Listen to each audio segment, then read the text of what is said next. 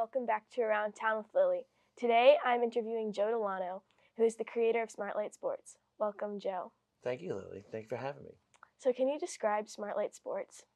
Well, Smart Light Sports is a direct communication link between coaches and players in a one-to-one scale where we project information right onto the practice surface so that we have a much better communication focus between learning and teaching and correcting.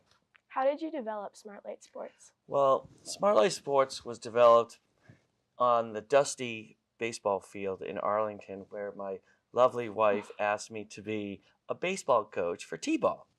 So I had 15 kids, one baseball, one bat, and a telephone that I was going to make a telephone call to Children's Hospital because there was going to be a traumatic experience with all these kids climbing all over each other.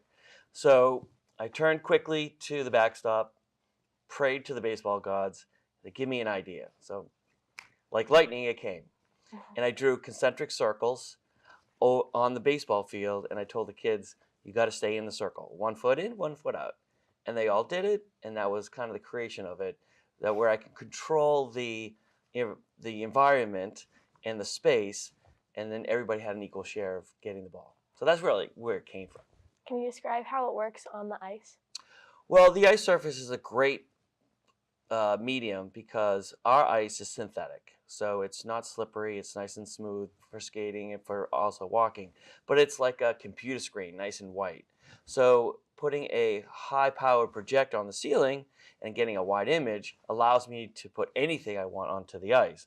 So at Smart Light Sports, whatever we need for that particular student athlete, we can put down. So whether it's a line where we pass a puck, or if it's a circle that we want them to skate through, or figure eight, whatever we need to put down for that particular player, we can put down because we're addressing the issue for that particular. It's not one size fits all there, so we can make it custom to anything.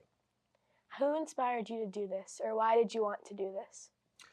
Well, in my other business, my Bruce Wayne non-millionaire job, I design homes, and we use projection to project 3D models.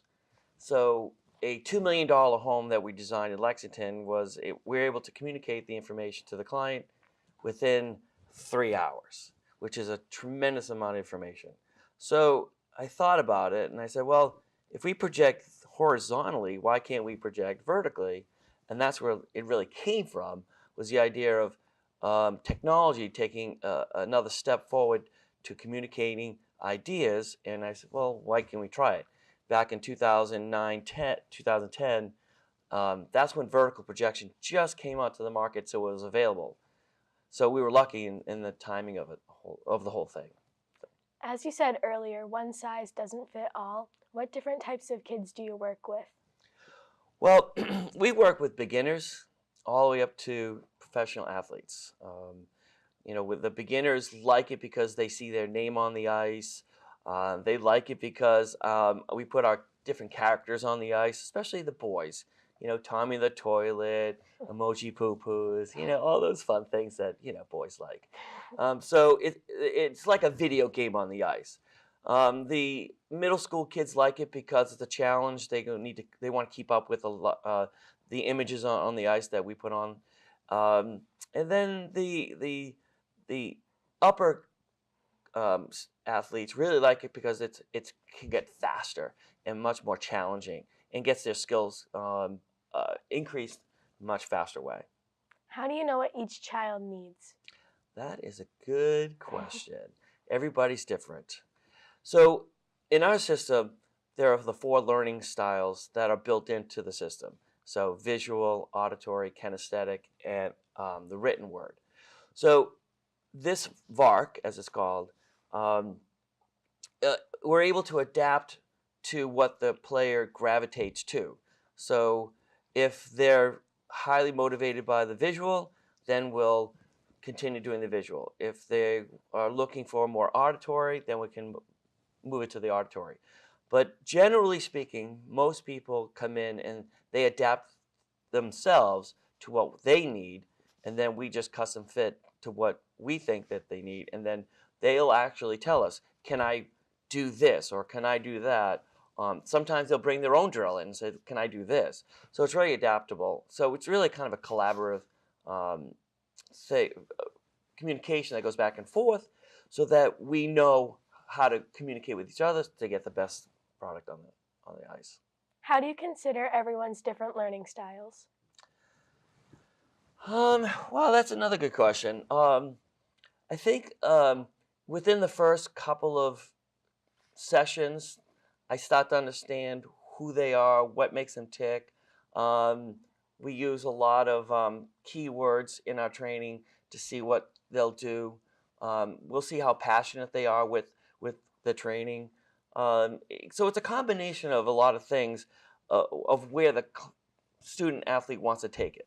So if they're serious about it, then we'll go in one track. If they are just learning, we want to make it fun and adventurous, and we want to make it so that we're not training them hard. We're making it fun. So it's a combination of different things that we have to put together in order to take a certain track, and of course that track changes again as they develop. I know you were previously interviewed by NBC News. How did that affect your business? Well, in the first week or so, we were contacted by many people across the country, from California, Florida, Chicago, and they were very, very interested in the piece. We actually found out that we were being broadcast in every yellow taxi in New York, so we got a lot of calls from New York. They all said the same thing. They were very intrigued. They wanted to learn more about it. They thought it was a good connection tool between kids with autism and the coaches. But a lot of people saw it and they were very positive about it. I visited you a while ago and you seemed very calm and focused. How do you stay that way and prepare?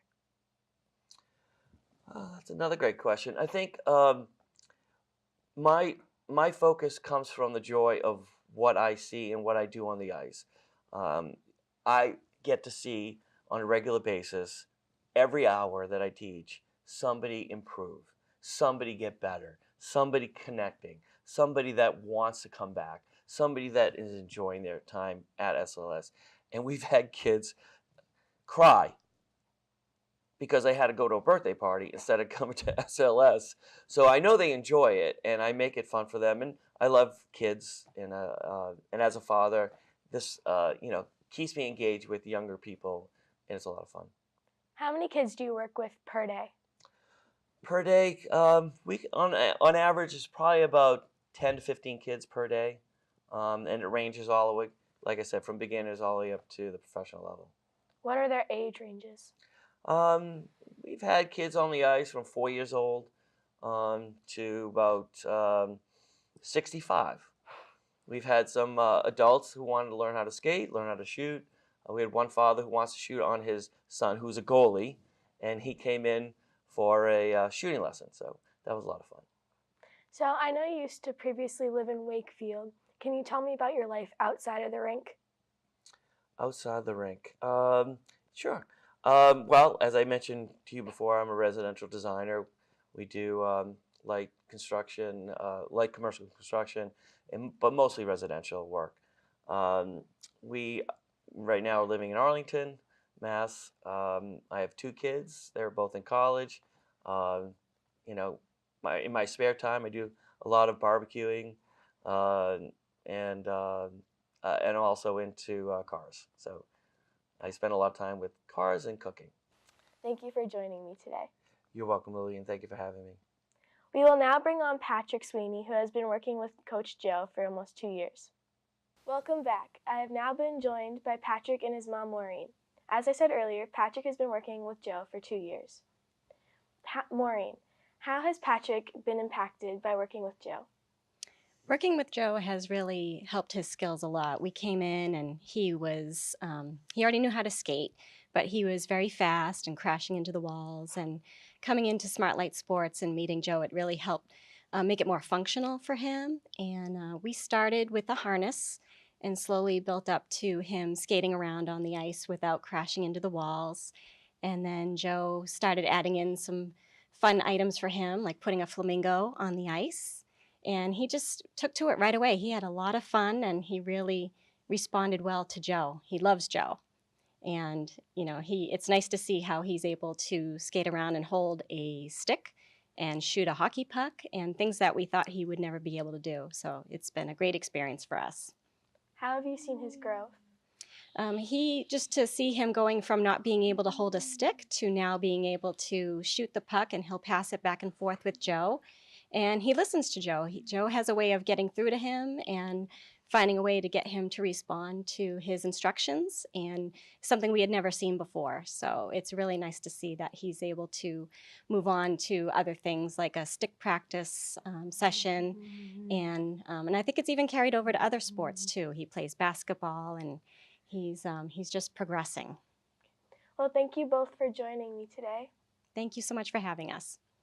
Thank you for watching this episode of Around Town with Lily, and I hope everyone has a happy new year.